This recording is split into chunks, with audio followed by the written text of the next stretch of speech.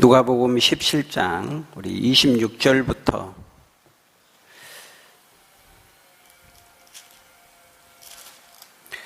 우리 마지막 37절까지 한 절씩 교독하겠습니다. 누가복음 17장 우리 26절부터 우리 마지막 절까지 우리 한 절씩 교독하겠습니다. 신약성경 125쪽입니다. 제가 26절을 읽습니다. 노아의 때에 된 것과 같이 인자의 때에도 그러하리라.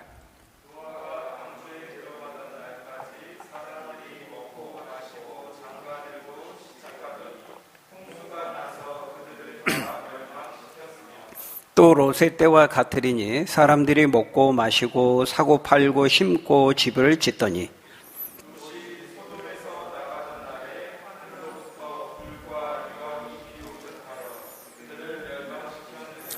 인자가 나타나는 날에도 이러하리라.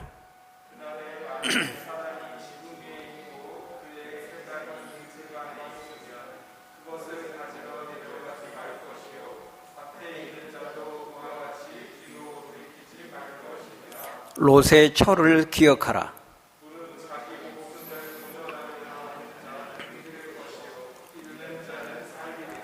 내가 너희에게 이르노니 그 밤에 둘이 한 자리에 누워 있음에 하나는 데려감을 얻고 하나는 버려둠을 당할 것이요.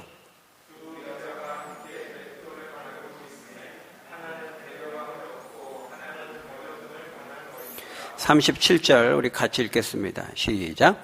그들이 대답하여 이르되 주여 어디 오니이까? 이르시되 죽어 믿는 곳에는 독수리가 모이느니라 하시니라. 아멘. 지난 시간에 주님은 우리 인생에 대한 큰 그림을 그려주셨습니다. 인생의 큰 그림, 여러분 기억나십니까? 우리 역사와 인생에 대한 청사진이라고 할까요? 우리가 지금 어디에 서 있는가? 우리가 어디로부터 와서 어디를 향해 가고 있는지 바로 이 인생과 역사에 대한 큰 그림과 청사진을 그리면서 그것을 가지면서 오늘을 살아가는 사람과 그렇지 않는 사람의 인생은 절대로 같을 수가 없다고 말씀드렸습니다. 여러분, 지금 우리가 서 있는 삶의 자리가 어디라고 했습니까? 오늘 우리는 어디에 서서 살아가고 있습니까?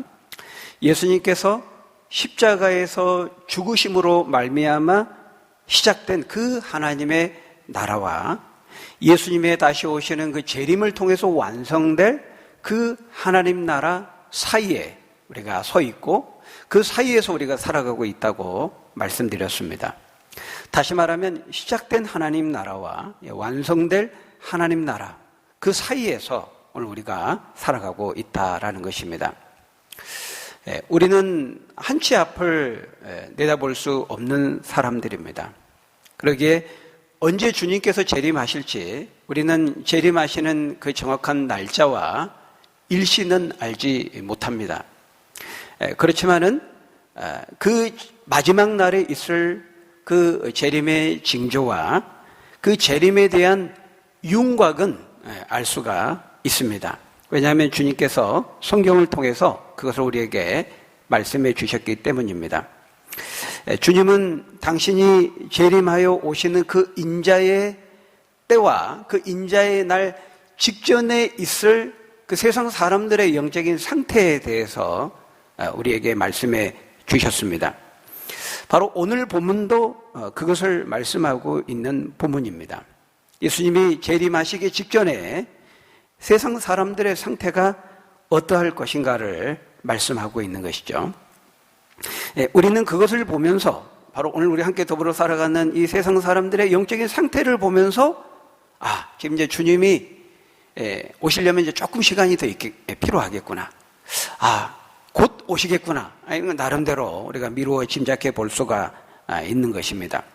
마태복음 24장 32절에서 33절에 예수님이 뭐라고 말씀하셨습니까?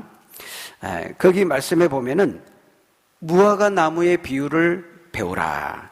그 가지가 연하여지고 잎사귀를 내면 여름이 가까이 온 줄을 아나니 이와 같이 너희도 이 모든 일을 보거든 인자가 가까이 곧 문 앞에 이른 줄 알라. 그렇게 말씀하셨습니다. 오늘 지금 우리가 살아가고 있는 계절 여름 맞죠? 여름에 우리가 서 있습니다. 근데 여러분 여름이 정확히 몇 월 며칠 몇 시부터 여름이 시작되었습니까? 우리가 그걸 정확히 콕 집어서 말하기는 어렵습니다.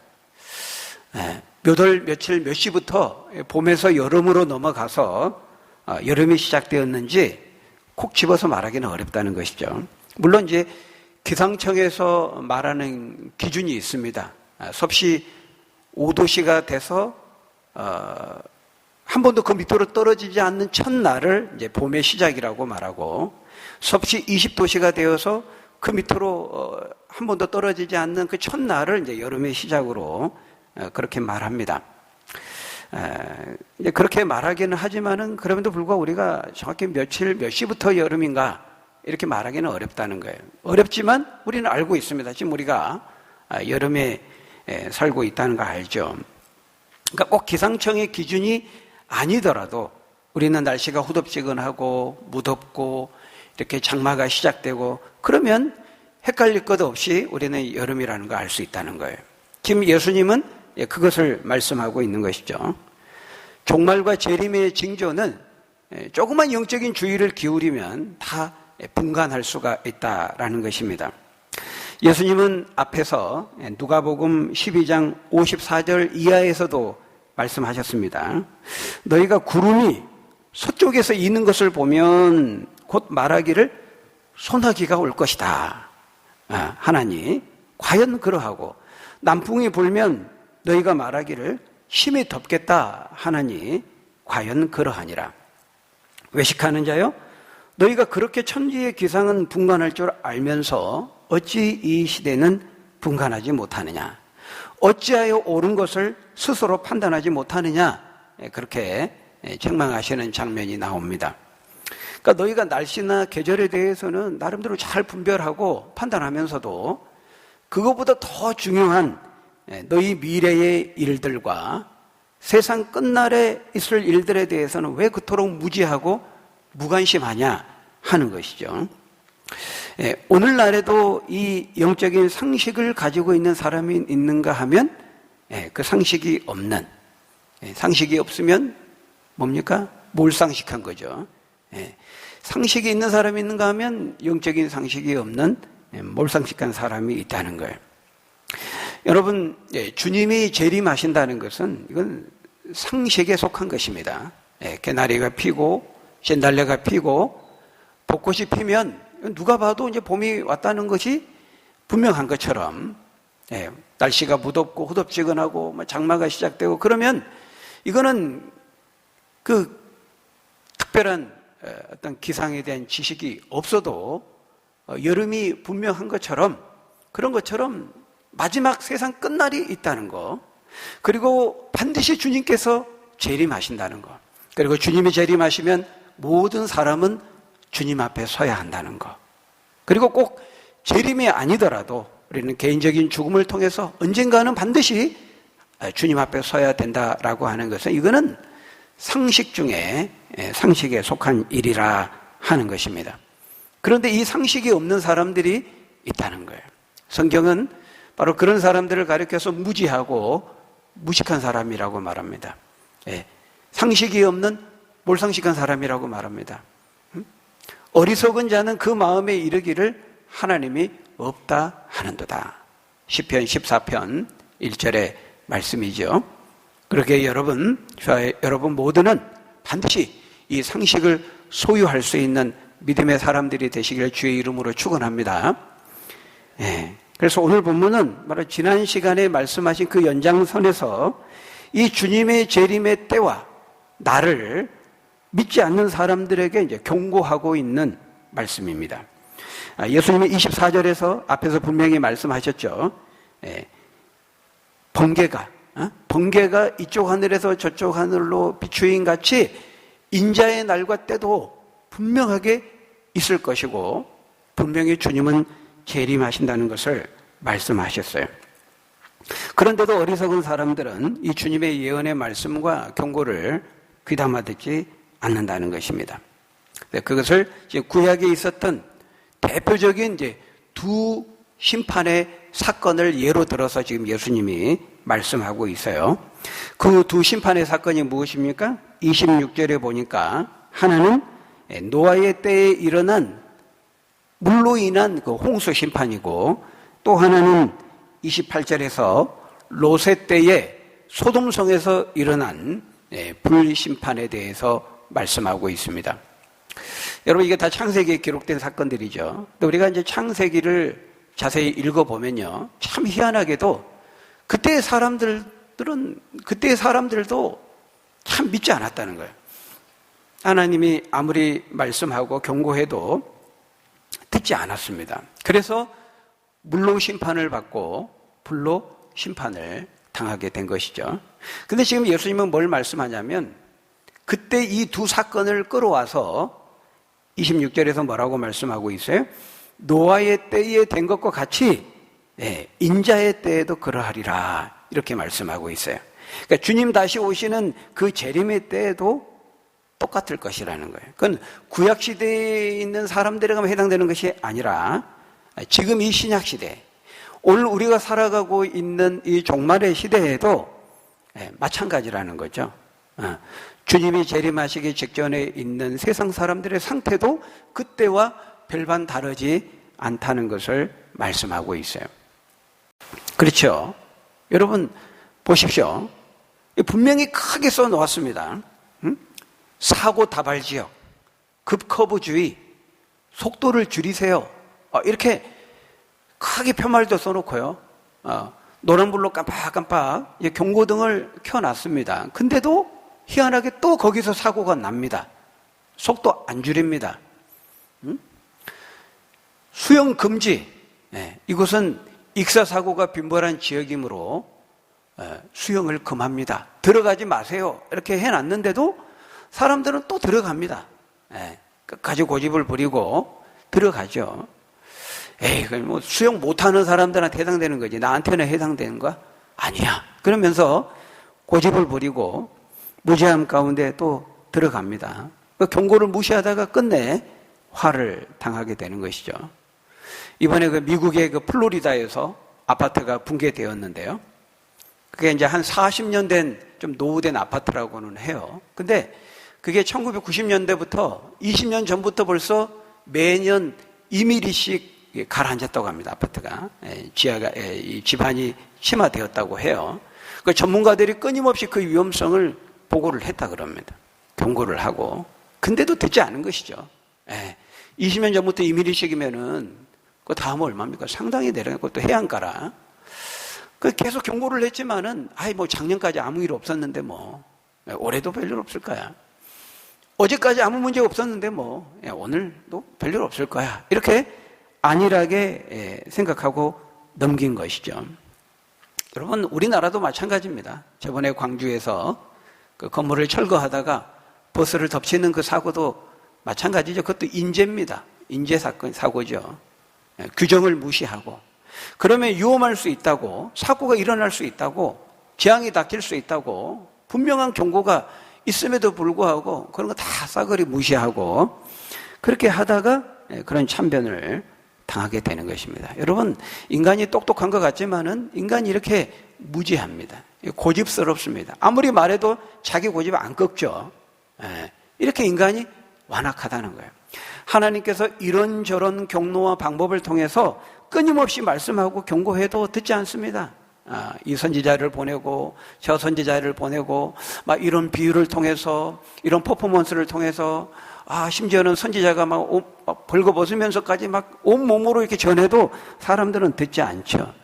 하나님 말씀 무시하고 조롱하고 우습게 여기는 것입니다. 그러니까 노아의 때에도 그랬다는 거예요. 하나님께서 노아를 통해서도 경고하실 때에도 사람들은 웃기고 있네. 오히려 노아가 미쳤다 그랬습니다. 노아가 하나님 말씀을 따라서 산에서 방주를 지었거든요. 그러니까 사람들이 저 미친놈, 왜냐하면 배는 원래 해안가나 강가에서 배를 건조하는 거잖아요. 왜냐하면 이제 그 물로 진수 시험도 이제 배를 띄우는 진수 그 시험도 해야 되니까 물가에서 배를 짓는 게 상식적으로 맞는 거죠. 그렇지만 하나님은 노아에게 온 산을 덮고 온 세상을 물과 홍수로 뒤덮은 심판을 할 것이 이렇게 말씀하셨기 때문에 그러니까 노아는 하나님의 말씀을 순전히 믿은 겁니다. 그래서 산 속에서 배를 지은 거예요. 왜냐하면 물로 세상을 다 덮으면은 그때는 뭐 바닷가나 강가나 이런 게 아무 의미가 없어지는 거거든요. 그러니까 노아는 그 말씀을 그대로 믿었던 것이고 두렵고 떨림으로 그 말씀을 조차 순종한 것인데 사람들은 어떻게 했습니까? 아이고 웃기고 있네. 무슨 산이 다 잠기는 그런 홍수가 있을 수 있어. 말이 되는 소리를 해야지. 그렇게 비웃고 조롱하고 하나님의 경고의 말씀에 귀를 기울이지 않았던 것이죠. 그 노아의 홍수 심판이 임하기 직전까지 사람들이 어떻게 했다고 말씀합니까? 우리 거기 27절 한번 같이 읽어볼까요? 27절 시작. 노아가 방주에 들어가던 날까지 사람들이 먹고 마시고 장가들고 시집가더니 홍수가 나서 그들을 다 멸망시켰으며, 그러니까 홍수가 나서 그들을 다 쓸어버리기까지 멸망시킬 때까지도 그들은 몰랐다는 거예요. 깨닫지 못했다는 거예요. 노아가 아무리 말해도 그들은 듣지 않았습니다. 결국 그들의 그 무지함과 고집스러움과 완악함으로 인하여서 심판을 받게 되었다. 이렇게 말합니다. 그러니까 40일 동안 비가 내렸는데요. 그 비가 내리는 동안에도 그 깨닫지 못했어요. 그것이 노아를 통한 하나님의 그 심판의 비라는 것을 전혀 깨닫지 못했어요. 비가 좀 많이 오네, 이번에. 한 5일 막 일주일 쉬지 않고 비가 오니까, 장마가 왔나? 뭐, 그치겠지, 뭐. 장마, 예전처럼 왔다가, 뭐, 그치겠지. 이렇게 생각을 한 것입니다.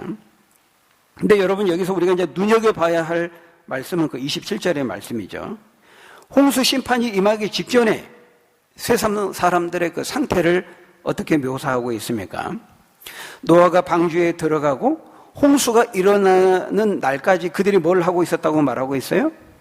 도박을 하고 간음을 하고 도둑질을 하고 나쁜 짓을 일삼았다. 그래서 이 심판을 받았다. 이렇게 말씀하고 있지 않습니다. 놀랍게도 뭐라고 말하고 있어요? 그들은 먹고 마시고 시집가고 장가가는 일상의 삶을 영위하고 있었다. 이렇게 말하고 있습니다. 그러니까 일상의 삶을 충실히 영위하고 있는 가운데 갑작스럽게 심판의 비가 임하였고 멸망에 이르게 되었다. 근데 그것이 노아의 때만 그런 것이 아니라 인자의 날에도 그렇게 될 것이다. 이렇게 말씀하고 있는 것이죠. 28절을 보면 롯의 때에도 그랬다고 말씀하고 있어요. 우리 28절부터 30절 말씀 한번 같이 읽어볼까요? 28절부터 30절 시작. 또 롯의 때와 같으리니 사람들이 먹고 마시고 사고 팔고 심고 집을 짓더니 롯이 소돔에서 나가던 날에 하늘로부터 불과 유황이 비오듯 하여 그들을 멸망시켰느니라. 인자가 나타나는 날에도 그러하리라. 여러분, 롯의 때에도 소돔과 고모라 성이 심판을 받을 때에도 사람들이 뭘 하다가 심판을 받았다고 말씀하고 있어요? 막 간음을 하고 동성애를 하고 성적으로 문란한 삶을 살고 쾌락과 향락에 취해 있고 그러다가 하나님의 심판을, 불과 유황의 심판을 받았다. 이렇게 말씀하지 않죠. 네. 여러분, 이 소돔의 도시는 우리가 아는 것처럼 아주 성적으로 문란한 도시였습니다. 동성애로 유명한 그런 성읍이었죠. 그런데 그런 죄의 삶을 살고 있다가 하나님의 심판을 받았다. 이렇게 표현하지 않고 거기 보니까 뭐라고 말하고 있어요? 사람들이 먹고 마시고 사고 팔고 심고 집을 짓더니 그랬습니다. 그러니까 노아의 때와 거의 비슷한데 조금 다르죠. 먹고 마시고까지는 같아요. 근데 그 다음에 뭡니까? 사고 팔고 심고 집을 지었다. 여러분, 이건 뭡니까? 경제활동이죠. 경제활동.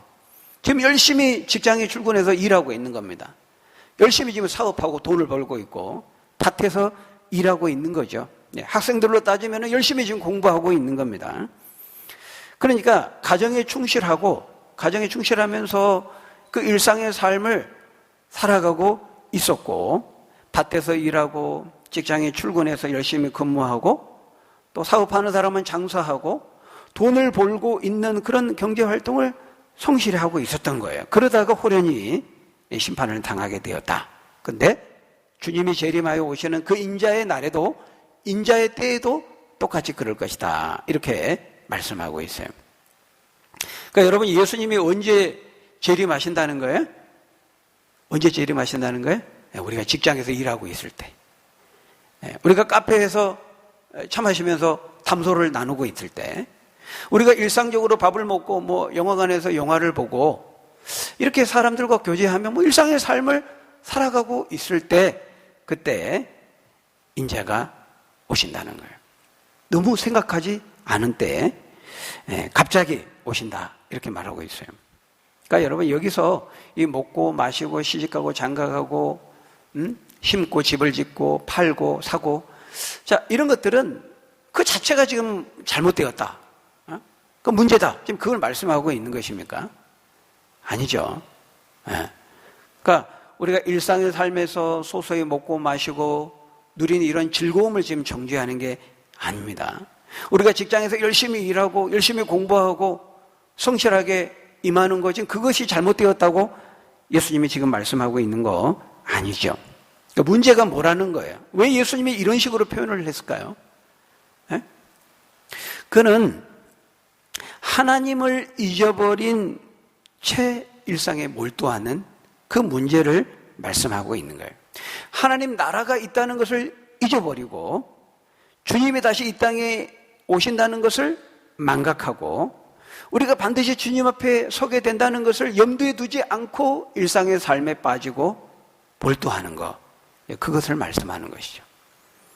우리가 일상에 매몰되는 그 위험성에 대해서 경고하고 있는 것입니다. 그러니까 하나님의 심판은 죄짓고, 아까 간음하고, 동성애하고, 도박하고, 마약에 빠지고, 도덕적으로 윤리적으로 죄를 짓고 그런 사람들에게만 임하는 것이 아니라는 것이죠. 여러분, 하나님이 빠진 일상, 하나님이 없는 일상, 하나님과 무관한 일상은 아무리 그 일상 속에 열심히 있고 성실이 있다 할지라도 그것은 결국에는 헛되고 헛되며 헛되고 헛된 것이 되고 만다는 거예요. 하나님에 빠져버리면 그렇게 된다는 것입니다. 여러분, 오늘날에도 보십시오. 현대인들의 삶의 중심에 하나님이 없습니다. 하나님이 빠져 있다는 거예요. 그러니까 인간들이 다 자기 생각대로 자기 계획대로 삽니다. 하나님이 뭐라고 말씀하시는지 하나님 말씀에는 관심이 없는 것이죠. 네, 교인들도 크게 다르지 않습니다. 하나님을 주인으로 모시고 하나님의 말씀과 그 말씀의 가치를 삶의 우선순위에 두고 살아가야 함에도 불구하고 자기 계획이, 자기 생각이 삶의 중심이고 자기가 인생의 주인이 되는 것이죠. 일상에 대한 자신의 계획과 생각대로 움직이는 것입니다. 하나님 말씀보다 자기 생각, 자기 판단, 자기 계획이 제일 중요하죠. 여러분, 앞에서 우리가 누가복음 12장에서 어리석은 부자 우리가 보았죠. 어리석은 부자 그러지 않았습니까? 내가 이 창곡간을 헐고 더 크게 짓고 더 쌓고 모으리라. 그래서 노후에 내가 먹고 마시고 즐거워하리라. 이렇게 자신의 계획을 세우지 않았습니까? 그러니까 바로 그것이야말로 우리 현대인들의 그 삶의 가치, 삶의 목적, 우선순위를 그대로 대변해서 보여주는 거예요. 현대인들의 마음속 깊숙이 자리 잡고 있는 삶의 목적도 그런 거죠. 자신들이 일상에 최선을 다하고 열심히 살아서 열심히 공부하고 좋은 직장, 좋은 대학에 들어가서 좋은 사람 만나서 결혼하고 시집가고 장가가고 잘 사는 것, 그것이 인생의 최고의 목적 아닙니까? 로세 시대의 사람들도 그랬다는 거예요. 노아 시대의 사람들도 그랬다는 것입니다. 눈앞에 있는 그 땅에 있는 것들, 그것을 얻고 거기서 만족을 추구하면서 먹고 마시고 시집가고 장가가는 그 일상의 삶에 몰두하고 있었다는 거예요. 그것을 위해서, 이 땅의 것을 위해서 모든 것을 거기에 쏟아붓고 전력 두고 한 것이죠. 그것을 얻기 위해서 그것에 올인하고 그것에 투자한 것입니다. 인생의 최고의 가치요, 목적이기 때문이죠. 그러니까 어떻습니까? 거기 32절에 보면 롯의 아내를 기억하라 이렇게 말씀하죠.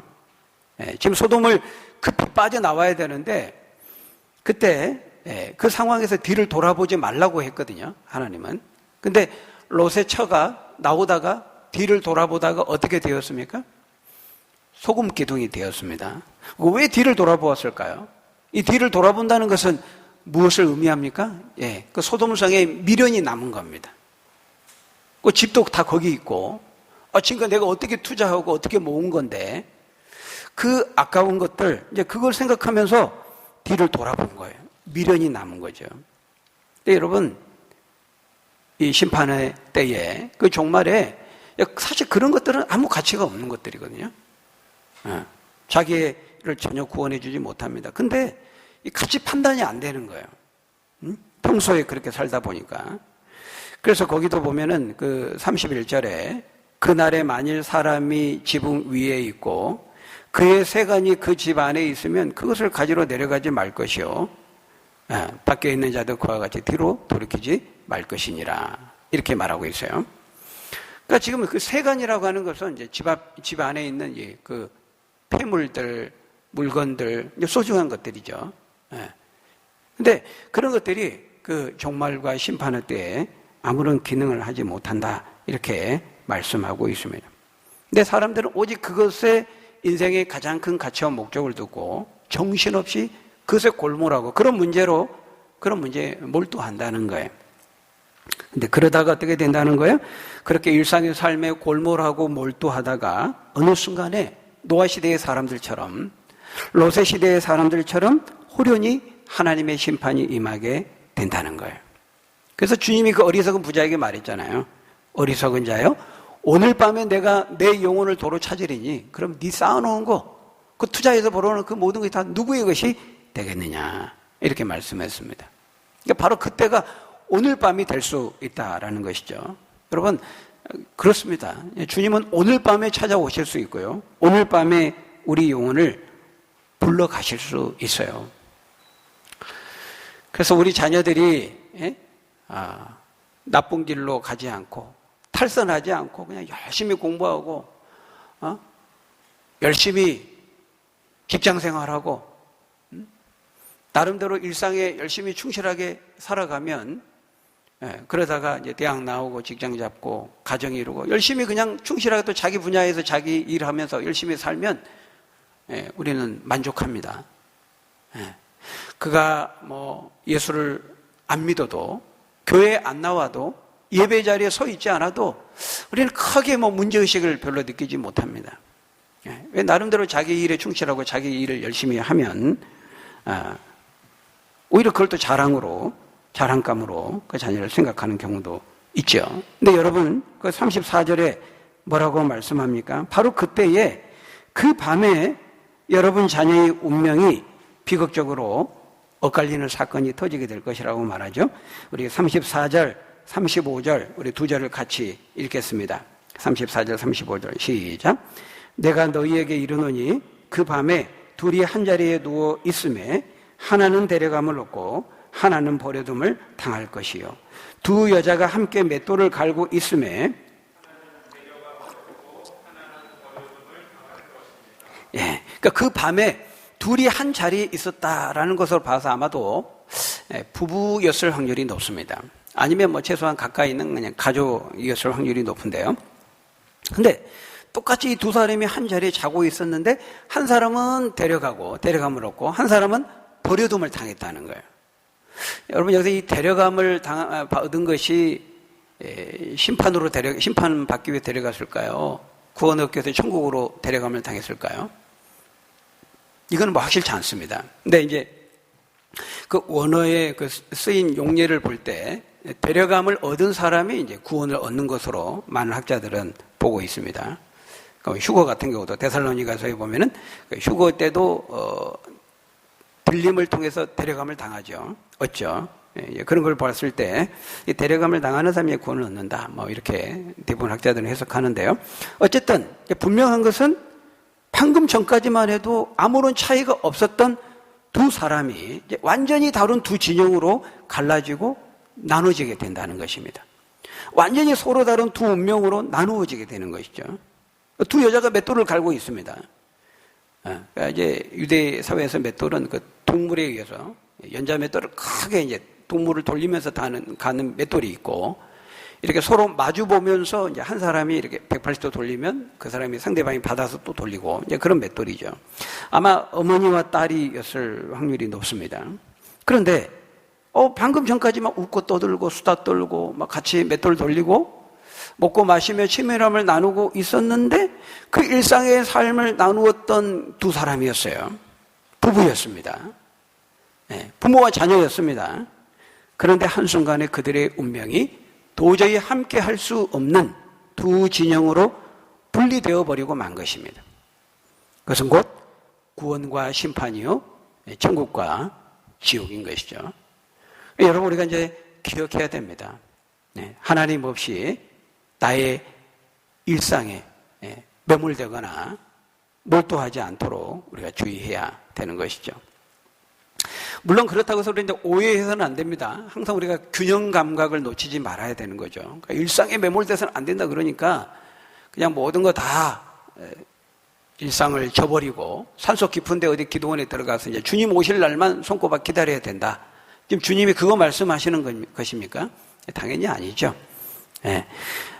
우리가 앞에서도 16장에서 예수님이 청지기의 비유를 통해서 이 재림을 준비하는 성도의 바른 자세에 대해서도 우리에게 말씀하셨어요.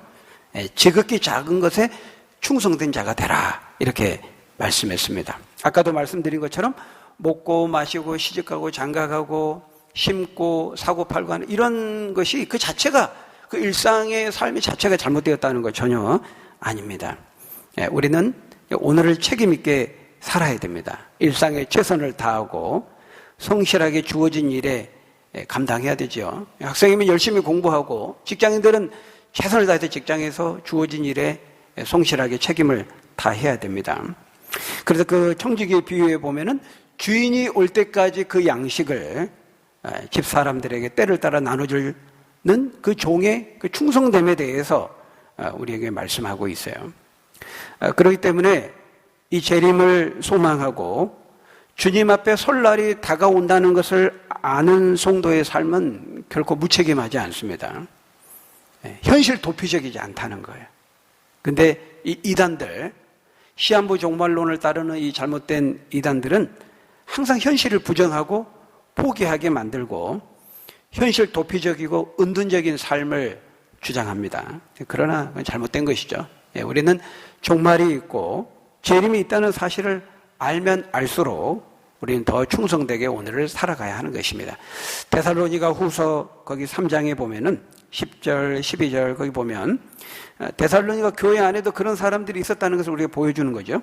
그래서 이 사람들이 이제 주님 오실 날이 가까웠다니까는 직장도 다 때려치우는 겁니다. 주님 금방 오시는데 뭐 직장이 뭐가 중요해. 직장 때려치우고 주님 오실 날만 기다리는 겁니다. 일도 안 하고.